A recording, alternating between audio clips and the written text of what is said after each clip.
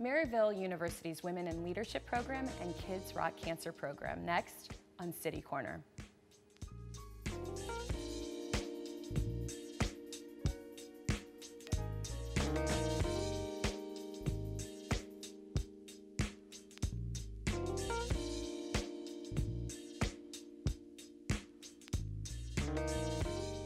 I'm Sarah Thompson and welcome to City Corner. Today we're focusing on Maryville University and we're looking at two programs that they have, two really tremendous programs. And for the first segment, we're going to look at the Women and Leadership Program. And then in the second segment, we're going to focus on Kids Rock Cancer. But first, let's start things off with Jami Dolby. She's the Development Director from Maryville University.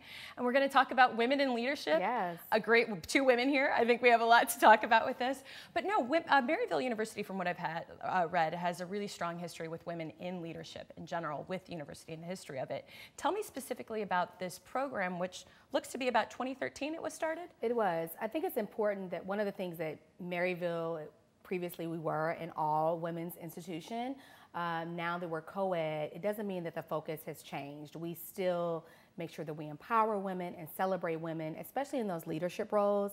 On campus, we have a Women in Leadership program, and even 60% of the leadership at Maryville University are women. So we're committed to that. It's not just something that we say, we really are about it. And one of the ways that we do that is supporting programs and professional development for those women in the community. That's fantastic. Well, let's talk about it. We've got some photos. You have some really, really great events that you're doing year round. One coming up that I want to get into the details about. But I mean, when I was on the website checking it out, when you talk to students about this, talk to women in the community, what do you tell them about the program?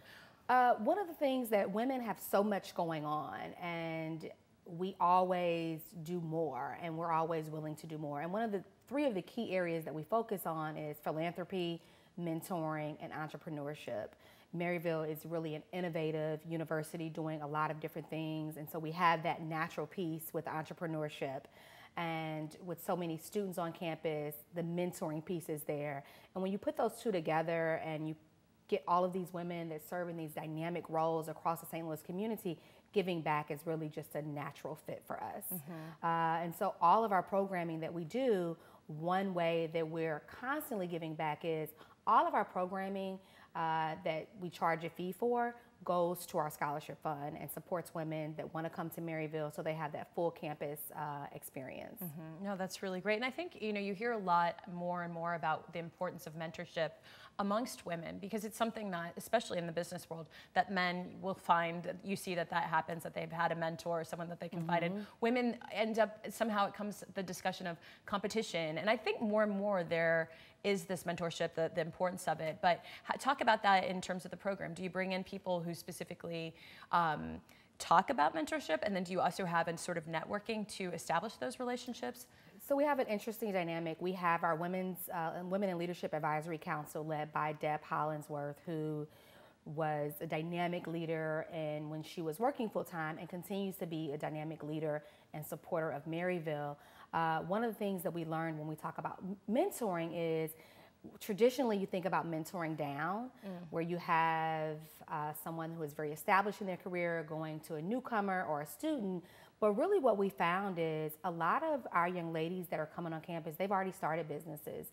They're leaders in tech, and you mix those with executives in the community and you find that we're mentoring across and we're mentoring down and up. And so while our executives are teaching our students things, sometimes the students are really giving lessons to the women leaders. And so that's an interesting piece that mentoring at Maryville really does.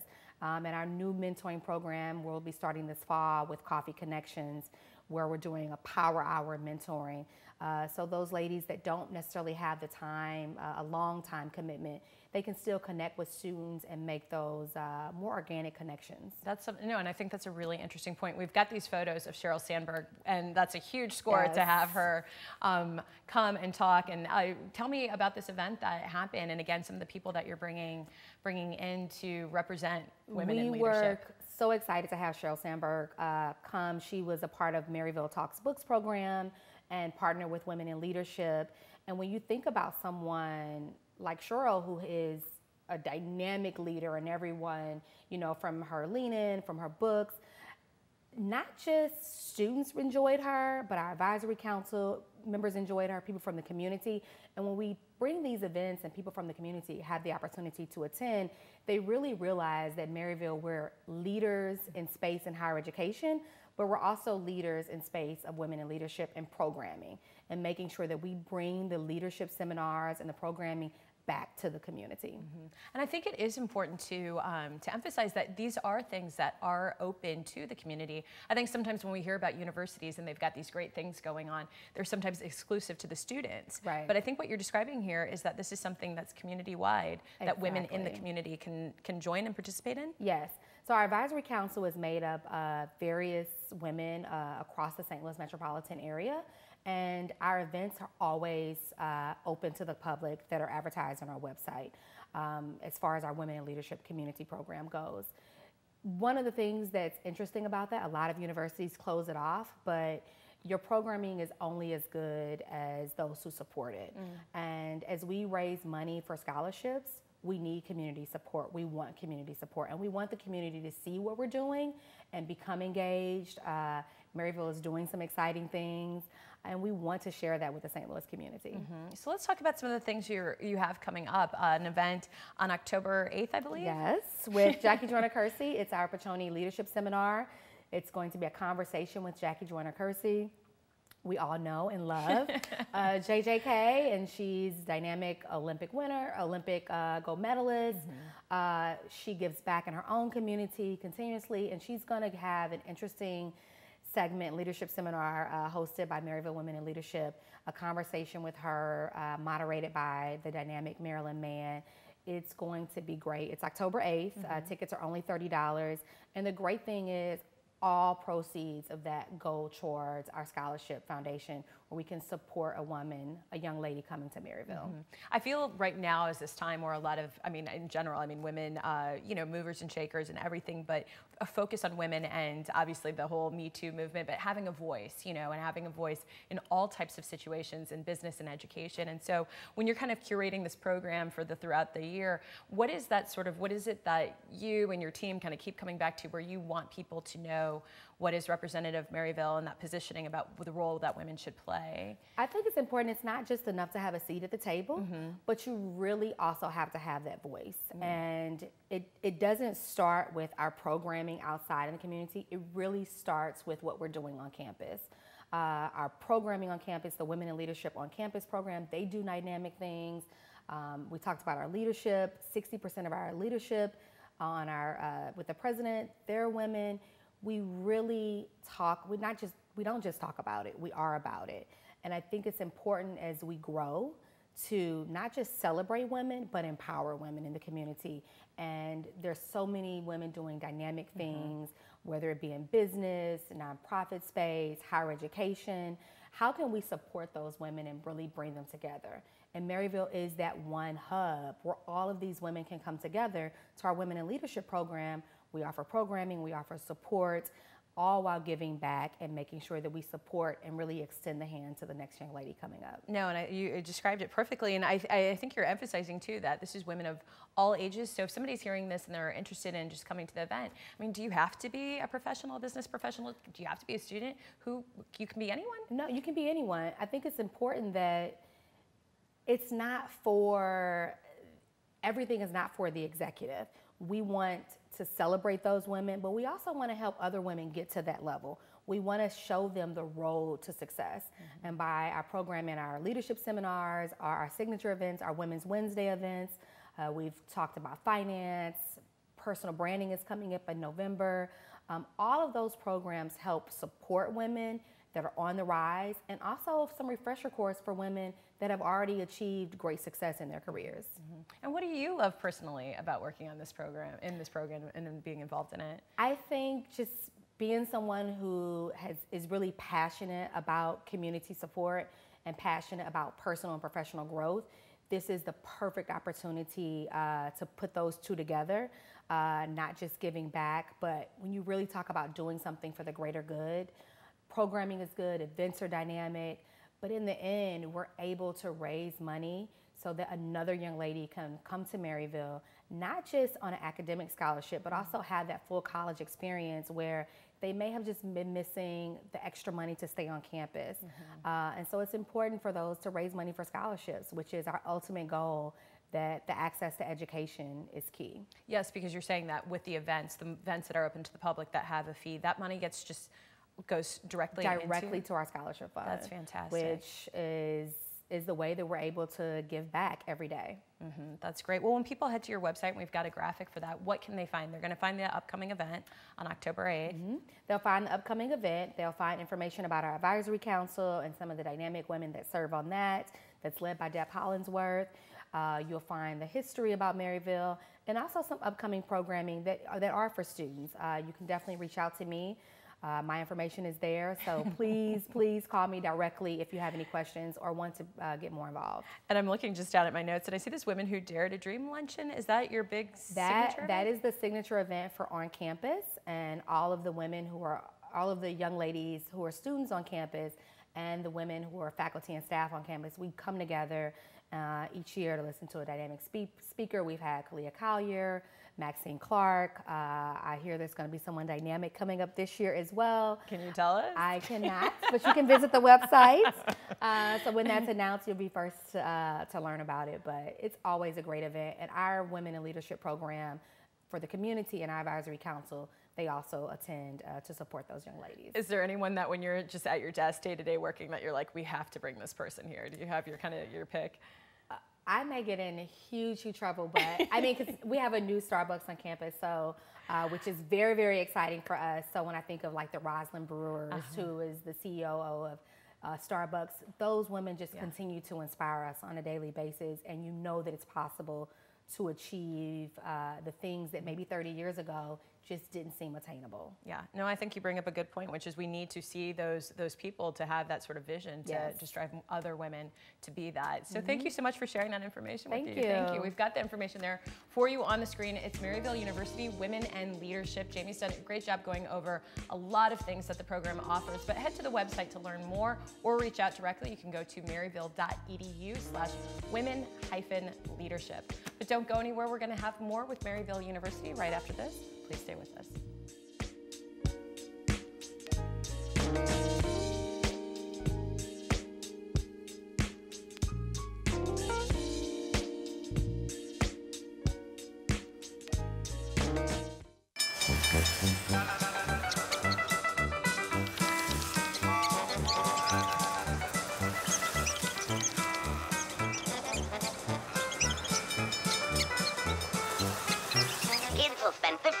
Watching online videos like this one. Brushing for 2 minutes now can save your child from severe tooth pain later. 2 minutes twice a day. They have the time.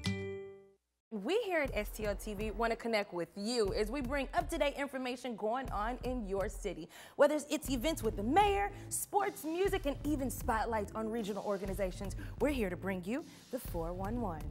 You can keep current with STL TV and its shows by following us on Facebook at STL TV and both Twitter and Instagram at STL TV channel. What are you waiting for, St. Louis? Get connected and in the know today.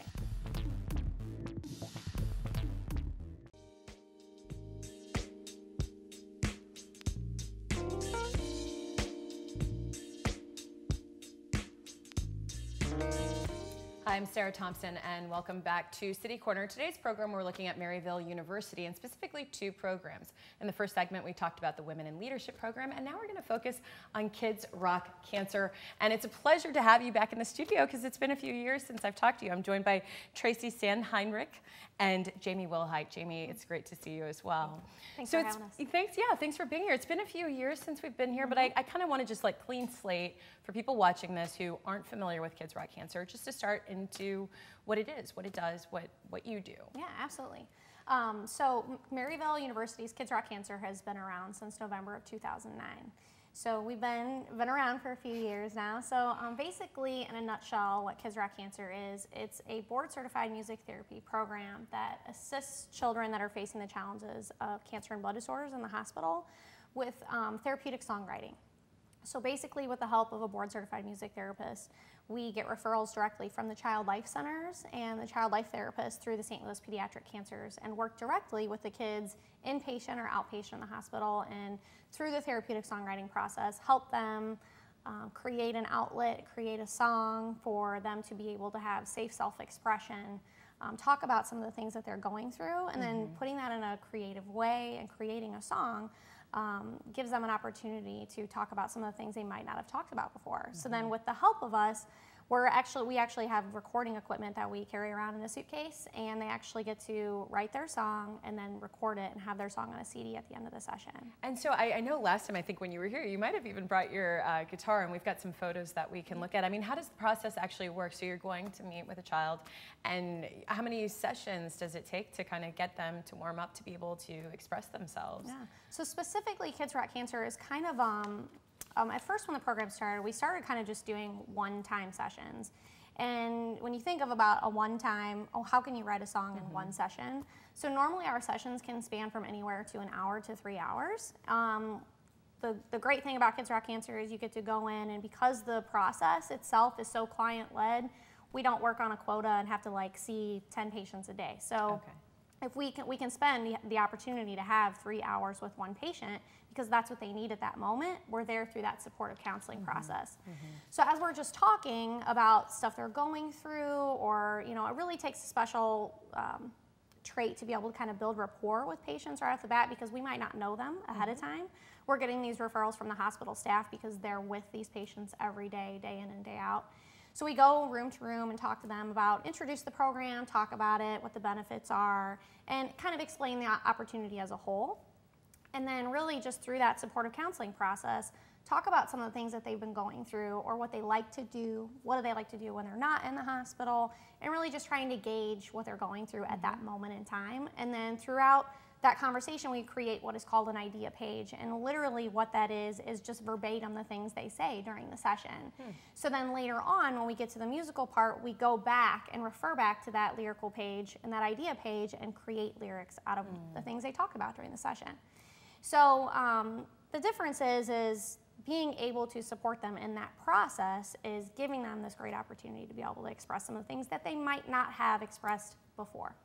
And that is, ending on that note, a great segue to you, Jami, and some of your research, because you're really looking at what the children are actually saying, their thoughts, their feelings, their words. Tell me a bit more about some of your research and how that points to some of the more groundbreaking research that's happening right now in music therapy as it relates to children. Absolutely. So at the Maryville University, they have the Master's in Music Therapy program, and that's what I took, and so now I have a Master's in Music Therapy, and at the end of that program, you do a thesis specialization. And I decided to look at the qualitative and quantitative pieces of therapeutic songwriting and what children are saying in the pediatric oncology population. And currently, there's not a lot out there. There's only about 2 published articles within that domain looking really at pediatric oncology. So I took about a 13-month dive into the research, and it was of all the programs written, and at the time I wasn't actively a music therapist on the program. So I went into it blinded, and out from what we found were 10 identifiable themes that the kids are writing about. And then we looked at the quantitative portion, looking at what word is used the most and what's the most frequent category discussed.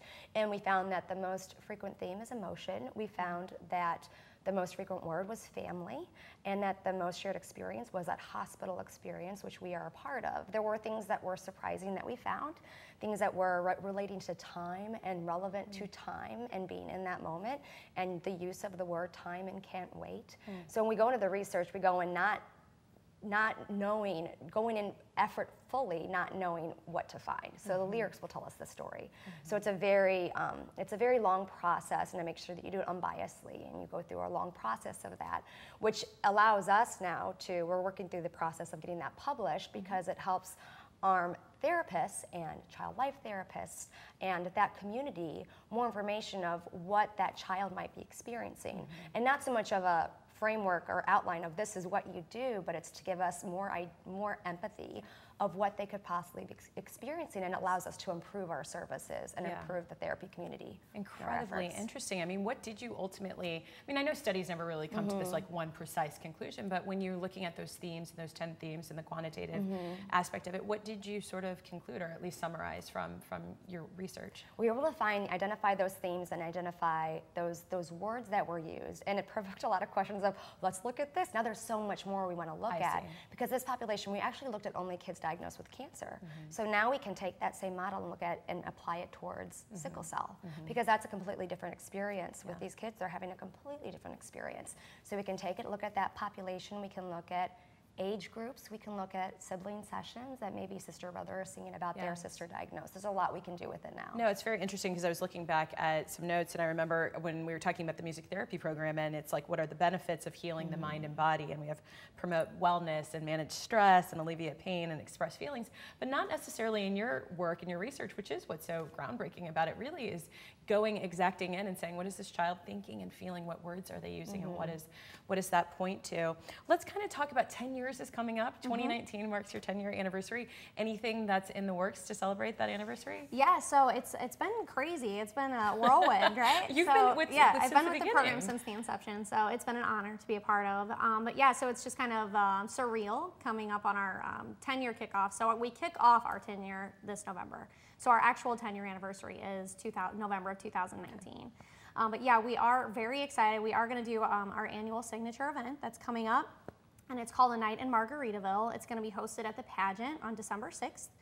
It's kind of like this, it's a benefit concert that the band is called the Land Sharks, and they're a Jimmy Buffett tribute band. So if you like Jimmy Buffett or Beach Boys type music, it'd be a great night out. And all of the proceeds, ticket sales, everything goes directly back to Kids Rock Cancer, because all of our music therapy services that we provide in the St. Louis Pediatric Cancer Centers and local community partnerships are all free of charge to patients and families. That's fantastic. So all of those proceeds, you know, our salaries, the equipment, everything we use is based on donated funds. Are you still doing the SoundCloud, having songs up on Yes, SoundCloud? absolutely. So, and if you want more information, or if you want to listen to some of the kids' songs, all of our songs, at first our program, we were real hesitant about sharing the songs because these are really intimate sessions. A lot of emotions are evoked through a therapeutic songwriting session. So now we have the opportunity through formal releases, if the child or teen or young adult would like to release their song, they can release it to the Kids Rock Cancer program, and then it gets automatically uploaded to the SoundCloud. And what we found through that is so many of the kids have been, even if they don't participate in the program, they've still found so much support in listening to other songs and stories, because so many of them are going through so much of the same stuff. When we were talking in the first segment about women in leadership, and I want to kind of put this more of the angle of someone who might be listening to this, who might be interested in pursuing music therapy or masters in it, what would you say as both as music therapists that you benefit from it, and what you learn from this job and this work? And maybe Jami, we can start with you and then kind of go back over to I'm Tracie. unique. I actually did a big career change. So I kind of cashed in everything I did before for 10 years to do it. I saw what music therapy could do, and there's so many different populations that people with music therapy work in. There's, you know, Tracie also has a specialty in geriatric and memory care, palliative care, hospice. I also work with individuals with disabilities. And so there's a lot of different avenues to go. The AMTA has certified schools, and Maryville University is a certified credited school. And it has undergrad and then the master's equivalency program as well. There's that coursework along with the clinical internship too. It is an evidence-based practice, and so there is science that does say music therapy is beneficial, and this is why. I'll kind of segue to you and your experience. Yeah, for me, I think primarily before I started with Kids Rock Cancer, I started with hospice work. I think for me, on the emotional side of it, there's an opportunity. Music is surrounding us always. People relate to different types of music all the time, and it's, you know, you don't spend one whole day without some sort of music or rhythm or something in your life that's music related. For me, I think it's specifically with Kids Rock Cancer, it allows me to bring something really positive to a not so positive situation. Gives me the opportunity to, I always consider myself the lucky one to be able to participate in these types of intimate sessions, and for a child or teen or young adult or a family that's been affected by cancer to really participate in opening up about what they're going through in that intimate journey. So it's I don't have to be the nurse to give them a shot or deliver meds or anything like that. I get to bring something really positive to the situation. What is the sort of, I mean, with the children, I mean, this process of self-expression, I mean, what do you sort of, from when you're working with them, I mean, is music really that gateway to get people to talk about their feelings? Or does it take a while? I mean, how is that actual hour, that session spent, or longer? What do you see in that moment when it clicks and a child just starts saying words, writing words? What is that like? Tell me about that. I mean, research studies have shown that creative therapies in general have been a really positive outlet for all ages, just because it's a different way of self-expression. Specifically, I think that kids in session find it easier to talk about their emotions through musical play or creation, or specifically therapeutic songwriting gives them an opportunity for choice and independence. And we've had many parents and families tell us, wow, this is the first time they've said, I'm scared. Or this is the first time we've heard them say, I'm afraid to die. Or this is the first time they've said that, the hospital's not so bad, you know? Like, so this is sometimes that a creative therapy like music therapy can be an opportunity for them to talk and feel comfortable about some of the things that they might have not expressed before in for instance, in regular psychotherapy. I'm going to add on to Tracie, because with the research, what we noticed, there were some themes that were interesting that didn't come till we were about halfway through it, and one was third-party focus, so also in lyrics, and you hear it in music that we listen to now, hearing she does this, or you do this, or they do that.